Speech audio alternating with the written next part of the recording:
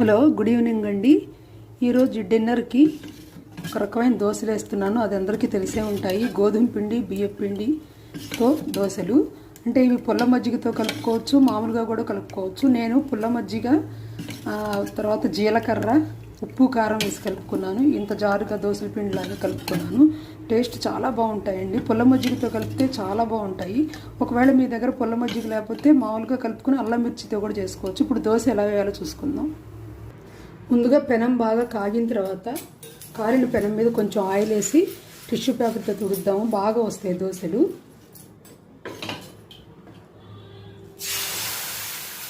నేను ఐరన్ పెనం మీదే వేస్తున్నానండి.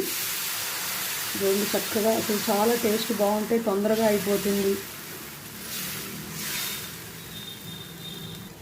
ఈ దోశలకి కాంబినేషన్గా చట్నీ పెరుగు మాగాయ అంటారు కదండి. అంటే మాగాయ పెట్టుకుంటాం కదా మనం సమ్మర్లో. ఆ మాగాయలో గుజ్జు తీసి, అంటే ముక్కలు కూడా వేసుకోవచ్చు ఇష్టమైన వాళ్ళు, గుజ్జుతో పెరుగు కలిపి బాగా జారుగా పెరుగు చేసుకుని ఆ పెరుగు కలిపి ఇది చట్నీ వేసుకుంటే చాలా బాగుంటాయి దోశలు. ఈ చట్నీతో కనుక దోశలు తిన్నామంటే 4-5 దోశలు కూడా తినేయగలము, అంత బాగుంటాయి టేస్ట్. దోశ బాగా కాలిందండి. సెకండ్ ఇంకో వైపు తిప్పుకుంటున్నాను. మనకి ఇంకా హెల్దీగా కావాలంటే దోశ మీద క్యారెట్ తురుము, అలాగే ఉల్లిపాయ, కొత్తిమీర, అన్ని పన్నీర్ కూడా వేసుకోవచ్చు ఇష్టమైన వాళ్ళు. ఇంకో దోశ వేస్తున్నానండి.